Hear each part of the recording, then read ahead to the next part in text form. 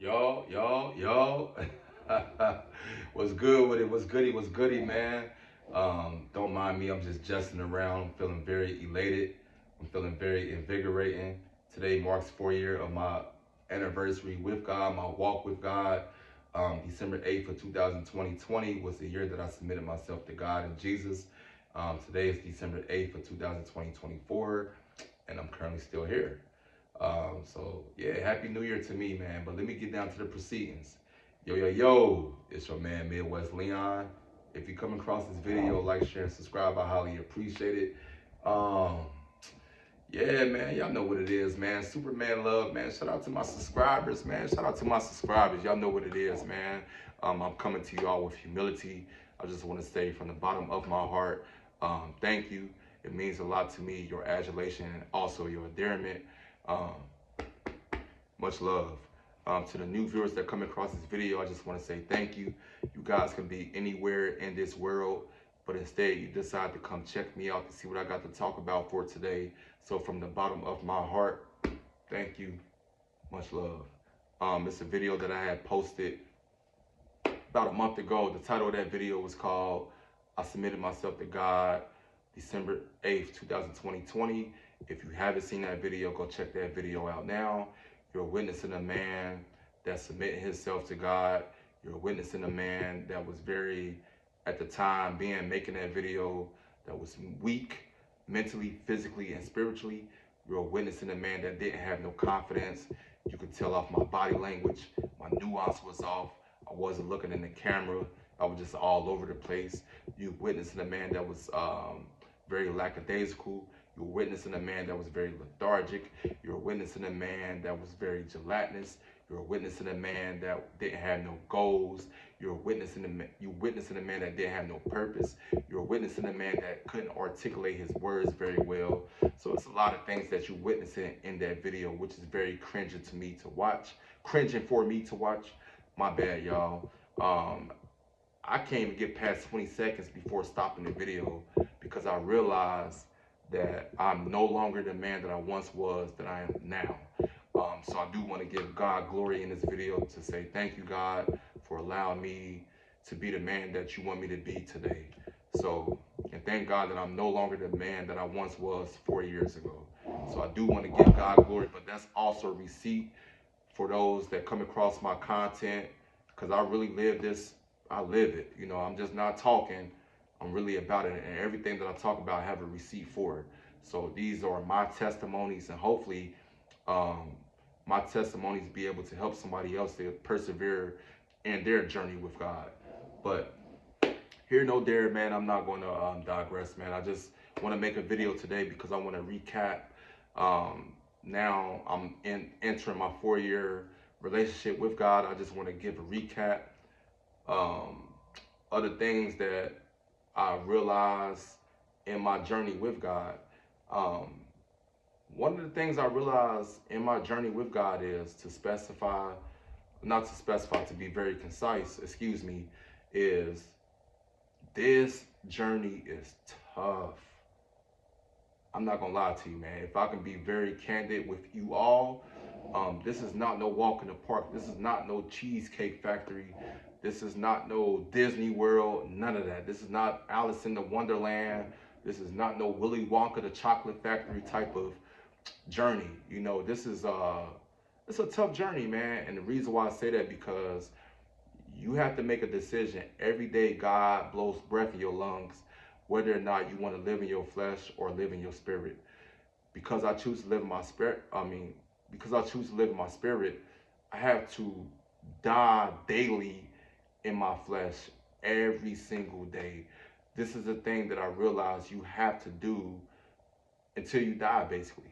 You have to die in your flesh every single day until God calls you home. So, and if you're a man of God, or if you're a woman of God, and you're making that decision to die daily in your flesh, my hat's off to you. I commend you for that, because that's very tough within itself, because you already know what the society brings us all. Also, one of the things that I realized in my walk with God you also have to make sacrifices. You also have to give up worldly possessions that means the world to you. To be very concise and to just break it down, just some of the things that meant the world to me was selling weed, smoking weed. Sidebar, that's the only drug that I indulged in during the time when I used to smoke weed. I never did any other drug besides weed. I used to fornicate.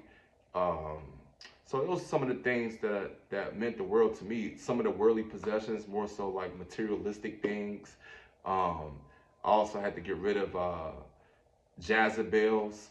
Um, and I want to say this is another sidebar, ladies that come across this video.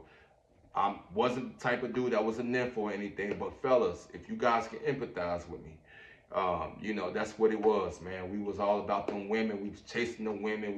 We was just in it just for the prize possession. And y'all know what that is. So I'm not gonna say in this video. But anyway, I also had to get rid of brotherhoods that I thought that was brotherhoods. I didn't realize, man, I was rolling with a lot of delinquents.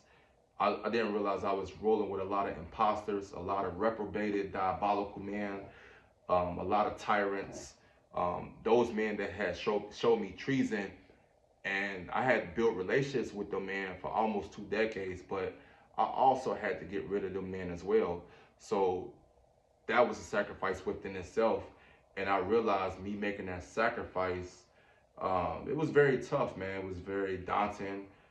During that time, me making that sacrifice, I felt like I lost everything, but I realized I had to lose myself to find myself again. And I also realized too, when I lost a lot of things, that's when I was able to finally be able to have a real relationship with God. Because I didn't have any more distractions distracting me anymore. And that was just the core center of everything else, what transpired for me to become who I am today. Another thing that I realized in my walk with God, God put me into a lot of uncomfortable situations. But I realized the more God kept putting me in uncomfortable situations, it was teaching me how to be comfortable in uncomfortable situations. It also made me become resilient in life in general, because I was now able to stand in the fire, metaphorically, versus just circumventing around the fire. Um, Another thing too is God put me in a situation to stand up for the weak. I realized I found myself speaking for men that don't have a voice for themselves. You know, to stand up for something that's right. You know, when I see a bully pick on the weak, you know, I find myself in a position, you know, standing up against them. Um, it's funny how God works, man. I never envisioned. And again, I'm not saying this to say that I apex over. I'm gonna be candid with you guys. I do apex over bullies. I apex over weak men as well. But I still have to learn how to be compassionate, and be meekful and mindless to those that are weak. But for as bullies, yeah, I apex over them. But I find myself in a position to stand up for what's right for those that don't have a voice for themselves. So imagine, you know, a 6'4" guy, you know, like myself, you know, that's in the gym, you know, not on no Arnold Schwarzenegger, but, you know, a healthy man, you know, like when you see me, man, you hear this voice and yeah, I ain't nothing to be played with, man. But nah, I'm just jesting around though. But yeah, I find myself in those positions, man. But I also find myself um, being a disciple, being a doer. I had to humble myself. Like I found myself in a lot of humble situations where I had to metaphorically wash somebody else's feet. Um, Something that I never imagined myself doing, but I had to do it. That also taught me how to become humble. Um, it's a verse um, that I want to say, humble yourself, therefore the mighty hand of God will lift you up in due time. That's Peter chapter 5, verse 6. So I had to really learn how to humble myself. So God taught me humility. Um, God also taught me how to soften my heart. I realized before God, intervened in my life, I used to have a hard heart for those that wronged me. Now I'm able to forgive them and move forward because I realized when I wasn't able to forgive, I was really stunting my own growth because I was still stuck in my past because I still wanted to get my get back. I had to realize, man, I had to forgive them people that wronged me because not only people wrong me, but subconsciously I wrong God every day by me sinning. And this is sometimes I'm aware of what I do, but sometimes I'm still human, so I still tend to sin. And as I'm asking God for forgiveness, I had to realize too, I also have to be mindful and forgive others because it's not a one-way street. I have to be fair across the board. As I'm asking God for forgiveness, I also have to forgive others that have wronged me. So that's something God had taught me as well. So it's a plethora of things, man, in my journey with God. God taught me. I know who I am now. I know who I am now. I know my purpose in life. I'm just thankful that God had chose me to be on this narrow path, simultaneously with others that have found that narrow path. And those that come across this video, if you're still trying to find who God is, man, I encourage you all to, you know, get in your prayer closet, get in the space by yourself and ask God to intervene and come in your life. That's something that I did. And ever since then, man, it's been rocking and rolling. Now, I'm not going to lie to you. It's not, once again, it's not a Willy Wonka chocolate factory type of journey. Like you're going to be hitting plateaus. You're going to be coming across roadblocks, dead ends, and all that. But I will say, man, my life has been very peaceful that I have God in my life. Even though I do be tired, but I still get some good sleep. I don't wake up with headaches like I used to, migraines, stressing out, none of that, because I allow God to handle all my problems, man. Since God wants, God want to do this so bad. He want to come and help us. Hey, come help me, God. I need some help because I can't do this by myself. I'm weak, man. I need some strength. And I realize too, man, God in this journey also will give you strength when you're weak. When you call on it. When you call on him to give you strength when you're weak, he's going to give it to you, man. So I'm just thankful, man. God had chose me to be a part of this journey. I'm just thankful that he's able to allow me to be a doer. I'm thankful that he's also allowed me to be a disciple to others that's in need of help, to be a light to those that's living in darkness. So it's a plethora of things that I'm thankful for.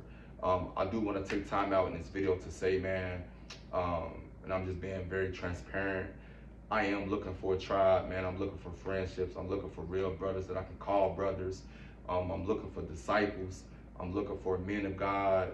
I'm looking for soldiers of God, whatever you consider yourself to be. I'm just looking for real friends that I can build with, to connect with, to be able to, keep my iron sharp and just keep going, man. So if you're one of them men that's looking for a friend also that's on the same journey as me, man, subscribe to me, lock in with me. Like I said, I do have other platforms because I know it's one, I don't know if he had followed me or not, but it was somebody that was trying to connect with me. And I do have other platforms, but as of right now, I'm not dealing with that. So you can find me here on YouTube. Let's connect, man. Let's build, let's get some things going, man, because this is what life is about. Just being a disciple to one another and and winning souls for the kingdom before it's too late. But I'm not gonna digress, man. Season 4 is on its way, man. Happy New Year to me. I'm out.